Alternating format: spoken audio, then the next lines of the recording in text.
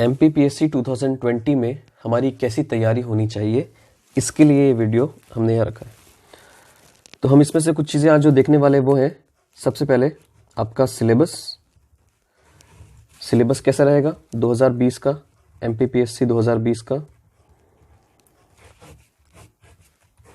इस सिलेबस में क्या चेंजेस हुए हैं, ये चेंजेस प्री में क्या चेंजेस हुए हैं, मेंस में क्या चेंजेस हुए हैं। दूसरी चीज़, हमारे क्वेश्चंस का जो पैटर्न है उसमें क्या बदलाव हुए हैं। क्वेश्चंस का पैटर्न बदला है अभी 2020 के लिए। अब पिछले 5 सालों से जो पैटर्न था उसको MPPSC ने बदल दिया है। कुछ चीज़ें सिलेबस में ऐड की गई है और कुछ चीज़ें माइनस की गई है। तो अभी हम ये सारा डिस्कस करने वाले हैं। इसके अलावा कोई भी आपके क्वेश्चंस हो सकते हैं, आपकी जो भी कोई भी क्वेरी हो सकती है वो आप अलग से नोट डाउन कर लीजिए। उन क्वेरी को सॉल्व करने की मैं आपकी कोशिश करूंगा। इस वीडियो में आपको सारी चीज़ें समझ में आ जाएगी। इस वीडियो को हम 2 या 3 पार्ट में भी बना सकते हैं। ठीक है, स्टार्ट करते हैं। सबसे पहले सिलेबस देख लीजिए 2020 का MPPSC का।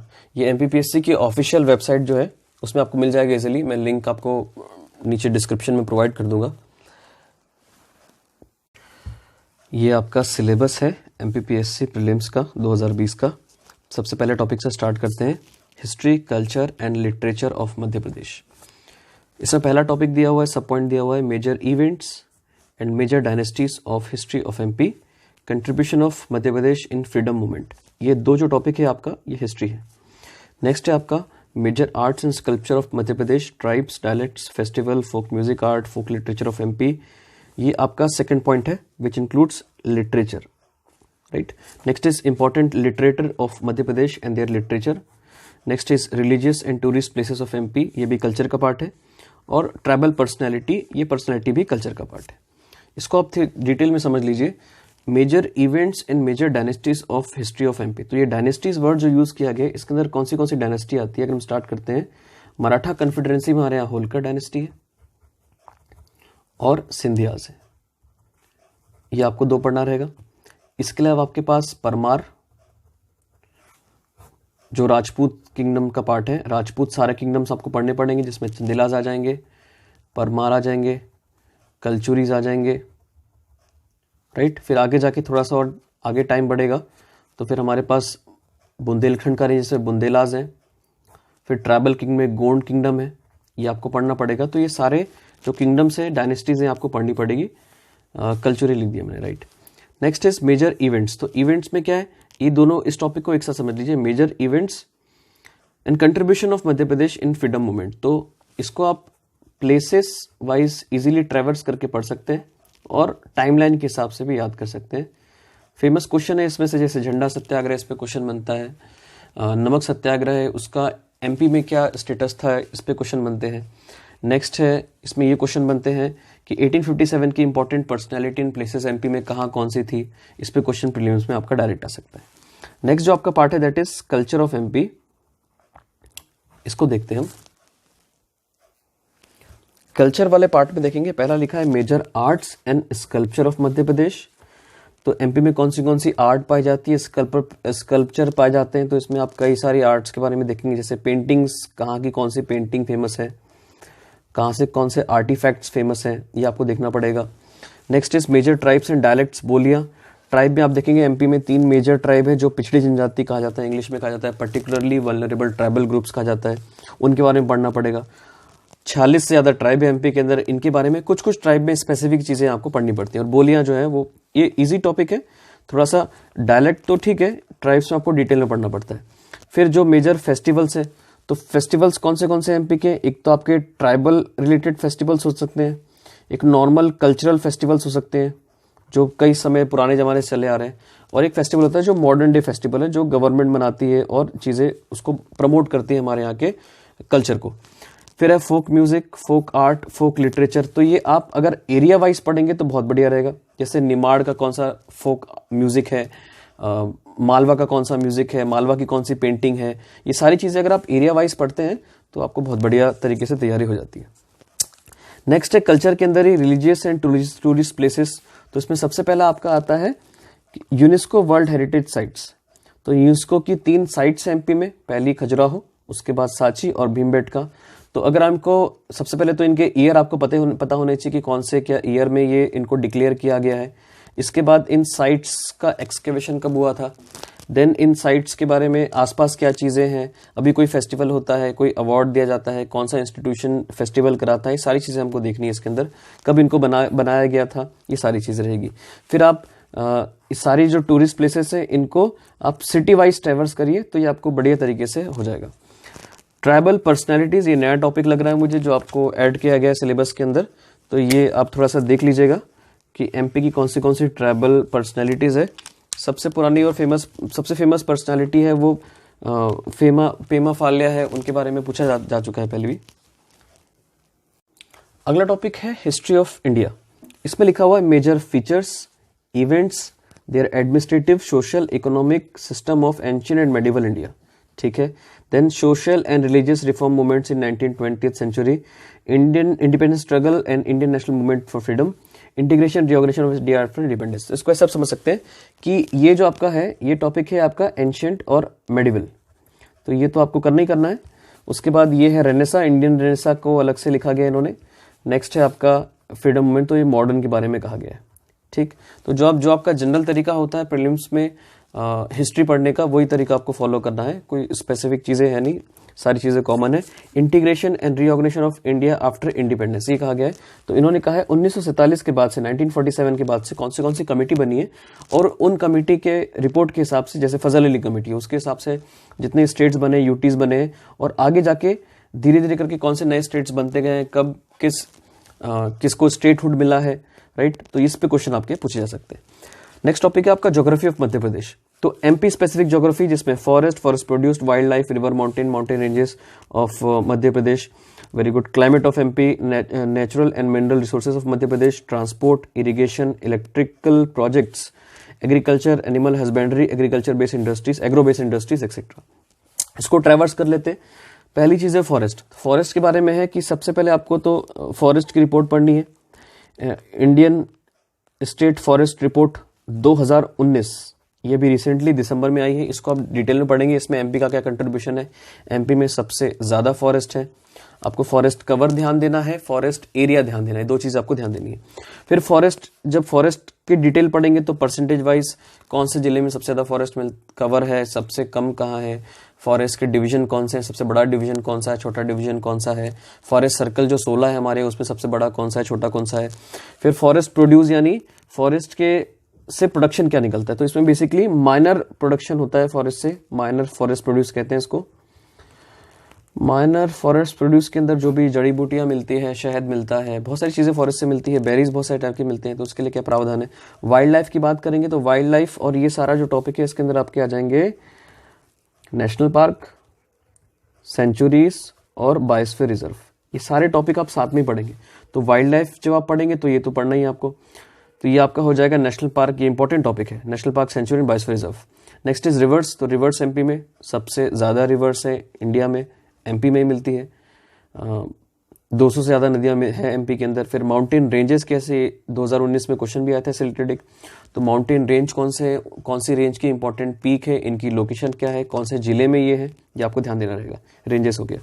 नेक्स्ट इज क्लाइमेट, तो एमपी का क्लाइमेट कैसा है, सब ट्रॉपिकल मॉनसूनल क्लाइमेट है, किस चीजों से इफेक्ट करता है और इसके पैरामीटर्स क्या क्या है। Next is natural and mineral resources of Madhya Pradesh, तो ये टॉपिक एक ही है, कॉमन टॉपिक है कि मिनरल क्या क्या है और नेचुरल रिसोर्सेज क्या है। तो जनरली मिनरल से क्वेश्चन बहुत सारे आते हैं, जैसे माइंस कहाँ पर, कौन सी फेमस माइंस है, कौन से जिले में कौन से मिनरल मिलते हैं, कौन सा एरिया मिनरल डेफिशिट है, कौन सा सरप्लस है, ये आपको देखना पड़ेगा। ट्रांसपोर्ट काफी इंपॉर्टेंट टॉपिक है, ट्रांसपोर्ट जो हमारे यहाँ रेल, रोड, एयरवेज, ये जो हमारे 3 प्रकार के ट्रांसपोर्ट हैं, इन ट्रांसपोर्ट के बारे में आपको देखना पड़ेगा।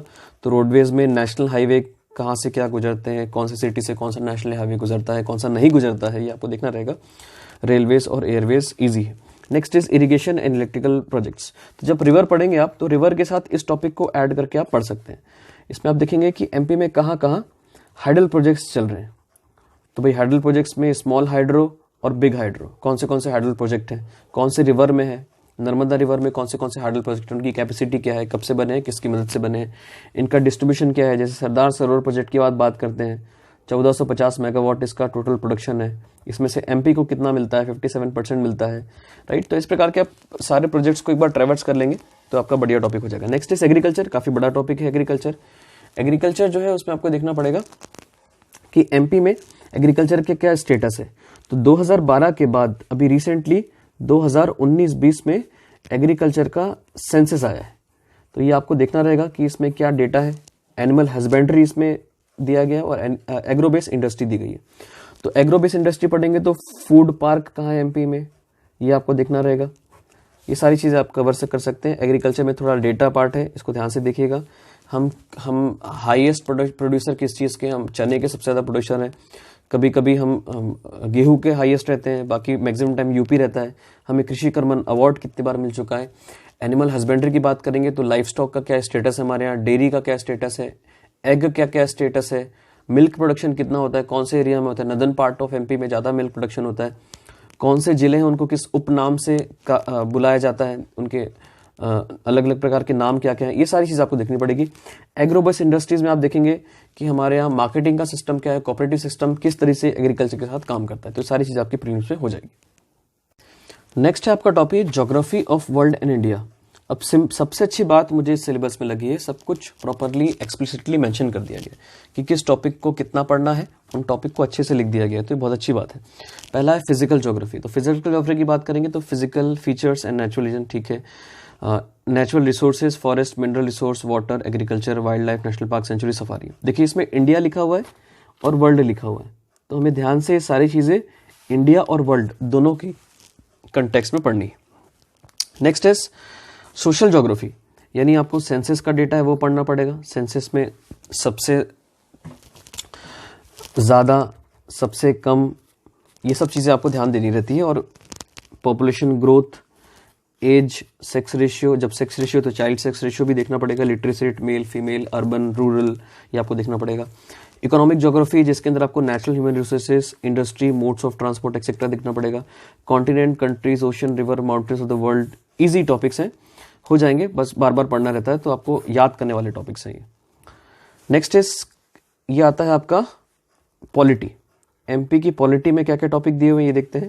कॉन्स्टिट्यूशनल सिस्टम ऑफ मध्य प्रदेश की governor, council of minister, legislative assembly और हाई कोर्ट, ये किस प्रकार से काम करता है, इनके कौन से आर्टिकल हैं, इनका गठन कब हुआ था, इनके क्या फंक्शंस हैं, ये सारी चीज़ें आपको देखनी रहेगी इसके अंदर।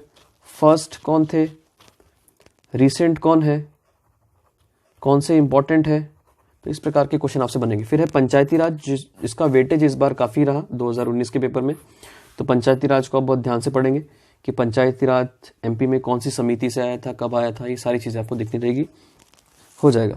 Next is economy of Madhya Pradesh. इसमें डेमोग्राफी है, सेंसस एक्सप्लिसिटली दिया हुआ है, यहाँ पर ऊपर भी सेंसस दिया हुआ है और यहाँ पर एमपी का सेंसस दिया हुआ है। फिर इकोनॉमिकल डेवलपमेंट दिया है, इंडस्ट्रियल एरिया दिया हुआ, तो एरिया देखना है आपको, इंडस्ट्रीज कौन से सेक्टर की है वो आपको देखना है, इकोनॉमिक डेवलपमेंट कैसे हो रहा है वो आपको देखना है। नेक्स्ट एमपी के अंदर scheduled caste, scheduled tribe, right, welfare schemes, तो स्कीम्स को भी एक्सप्लिसिटली मेंशन किया गया है। तो स्कीम्स आप सारे सेक्शन वाइज देखेंगे तो बढ़िया रहेगा। सारे सेक्टर के लिए स्कीम्स, एससी के लिए क्या स्कीम है, एसटी के लिए क्या स्कीम है, बैकवर्ड क्लास के लिए क्या स्कीम है, और जनरल वुमेन्स के लिए क्या स्कीम है, चिल्ड्रंस के लिए क्या स्कीम है, तो ये अलग अलग सेक्शन वाइज स्कीम को आप देखेंगे तो बढ़िया रहेगा। नेक्स्ट है आपका constitution, government and economy of India. तो गवर्नमेंट ऑफ इंडिया एक्ट 1919 और 1935 को एक्सप्लिसिटली यहाँ मेंशन किया गया है। कॉन्स्टिट्यूशनल असेंबली जो उस समय बनाई गई थी उसका क्या कंपोजिशन था, कितने तक काम किया उन्होंने, कितने मेंबर्स थे, कितनी वुमेन थी, ये सारी चीज़ें, इनका फर्स्ट सेशन कब हुआ था, टोटल कितने दिन लगे थे कॉन्स्टिट्यूशन बनाने के लिए, अलग अलग कमिटीज़ कौन सी थी, इन कमिटीज़ के चेयरमैन कौन से थे, ये सिंपल जो पॉलिटी आप पढ़ते हैं वही चीज़ें पढ़नी है आपको। फिर यूनियन कैसे काम करता है, प्रेसिडेंट क्या है, उनके फंक्शंस क्या हैं, उनके क्या पावर्स हैं, पार्लियामेंट है, कैसे कंपोजिशन होता है, कैसे काम करता है, सारी चीज़ देखनी है। फंडामेंटल राइट और उसके बाद ड्यूटीज़ देखनी है आपको। देन डीपीएसपी लिखा गया है, कौन से इंपॉर्टेंट अमेंडमेंट्स हैं, सुप्रीम कोर्ट है, जुडिशरी कैसे काम करता है, Indian economy, industrial development, foreign trade, economy चालू जाता है यहाँ से, इंपोर्ट एक्सपोर्ट, ये सारी चीज़ देखनी है आपको। आरबीआई को मेंशन किया गया है, नेशनलाइज बैंक कैसे काम करते हैं, सेबी को मेंशन किया गया है, NSC और NBFI non banking financial institutes को यहाँ पर मेंशन किया गया। तो अच्छी बात है, एक्सप्लिसिटली लिख दिया गया जो टॉपिक्स आपको पढ़ने हैं। तो इतना आपका टॉपिक इकोनॉमी का है, इतना आपका ऊपर वाले टॉपिक पॉलिटी का है। तो इसको आप ध्यान से पढ़ेंगे। जो भी आपका जनरल तरीका होता है प्रीलिम्स पढ़ने का, वही आपको फॉलो करना है इस टॉपिक को भी पढ़ने के लिए। अगला जो टॉपिक है that is science and tech. इसमें साइंस के बेसिक प्रिंसिपल्स की बात की गई है, फिर important Indian scientific research institutions, their achievements, satellite and space technology. तो इसमें बात करेंगे हम लोग। तो इंस्टीट्यूशंस में इन्होंने इनडायरेक्टली इसरो की बात करी है, इन्होंने DRDO की बात करी है, MP स्पेसिफिक RRCAT की बात की है। तो जितने भी इंस्टीट्यूशंस हैं उन सारों को हमको अच्छे से पढ़ना है। नेक्स्ट है आपका सैटेलाइट एंड स्पेस टेक्नोलॉजी। तो स्पेस टेक्नोलॉजी जो है ये करंट में बहुत इंपॉर्टेंट है, आपको ये देखना रहेगा। फिर है सैटेलाइट। तो सैटेलाइट में भाई आपको लॉन्चिंग व्हीकल क्या है, राइट, आपकी किस प्रकार के सैटेलाइट है ये आपको सारी चीज़ें देखनी रहेगी। Next is environment and biodiversity ecological system. ये दो टॉपिक आपके इन्वायरमेंट के हो गए। इसमें ये बेसिक चीज़ें हैं जो इन्वायरमेंट की आपको पढ़नी रहती है। Next is nutrition, food, nutrient, human body. तो ये जो टॉपिक देखेंगे काफ़ी बड़ा टॉपिक है कि इसमें आप देखेंगे कितने प्रकार के न्यूट्रिशन होते हैं, माइक्रो न्यूट्रिएंट क्या होते हैं, मैक्रो न्यूट्रिएंट क्या होते हैं, उनकी कौन सी डिसीजेज होती है, उनकी कमी से क्या चीज़ें होती है, ये सारी चीज़ें आपको, उनकी खोज किसने करी, ये सारी चीज़ें आपको प्रीलिम्स में देखनी पड़ेगी। Next is human body. तो ये बायो का पार्ट है। ह्यूमन बॉडी में अगर आप बात करेंगे तो जितने भी प्रकार के सिस्टम बॉडी में काम कर रहे हैं वो सारे सिस्टम को पढ़ने हैं। इसमें खासकर ध्यान देने वाली बात है, आपको हार्मोन्स वगैरह अच्छे से पढ़ना रहेगा। एग्रीकल्चरल प्रोडक्ट टेक्नोलॉजी, यानी फूड प्रोसेसिंग की बात हो रही है यहाँ पर, ये लिखा हुआ है साथ में दोनों topic, agriculture product technology, food processing. तो फूड प्रोसेसिंग और उसके लिए क्या टेक्नोलॉजी यूज की जा रही है, तो उसमें जो नई नई टेक्नोलॉजी है, जो नए तरीके हैं, उसको आपको ध्यान देना रहेगा। करंट से आपको रिलेट करके इसको पढ़ना रहेगा। Health policy and programmes. तो हेल्थ पॉलिसी जो है उसमें भी ये भी करंट का ही टॉपिक है आपका। Then programmes, pollution, natural disaster and management. तो पॉल्यूशन अलग से आपको पढ़ना रहेगा, ये भी करंट से आप इसको जोड़ के पढ़ेंगे। डिजास्टर थोड़ा करंट का, थोड़ा पुराना, और उसको मैनेजमेंट भी कैसे करना है। तो ये जो मेंस में हमारा डिजास्टर मैनेजमेंट का टॉपिक था उसको थोड़ा सा यहाँ पर इनपुट कर दिया गया। फिर उसके बाद करंट की बात आती है तो इंपॉर्टेंट पर्सनैलिटी एंड प्लेसेस, ठीक है, major events, important sport institutes, competition, awards of India and MP। तो ये सारी चीज़ें आपको ध्यान से देखनी है। इसमें आएगा आपका पर्सनैलिटीज एंड प्लेसेस। तो ये करंट का टॉपिक है, इसके लिए कोई भी आप मंथली मैगजीन है उसको रेफर कर सकते हैं, और इसके साथ रोजगार निर्माण को जरूर पढ़िएगा। अगला आपका जो टॉपिक है that is ICT, information and communication technology, right. तो ये मेरे हिसाब से नया टॉपिक है, बिकॉज ये ICT हम मेंस में पढ़ते थे, अभी प्री में भी आ चुका है ये। इसमें पहला टॉपिक है इलेक्ट्रॉनिक्स क्या होते हैं, इंफॉर्मेशन एंड कम्युनिकेशन टेक्नोलॉजी क्या होती है, रोबोटिक्स क्या है, AI क्या है, साइबर सिक्योरिटी क्या है, यानी आपको IT एक्ट 2000 पढ़ना है इसके अंदर, IT एक्ट।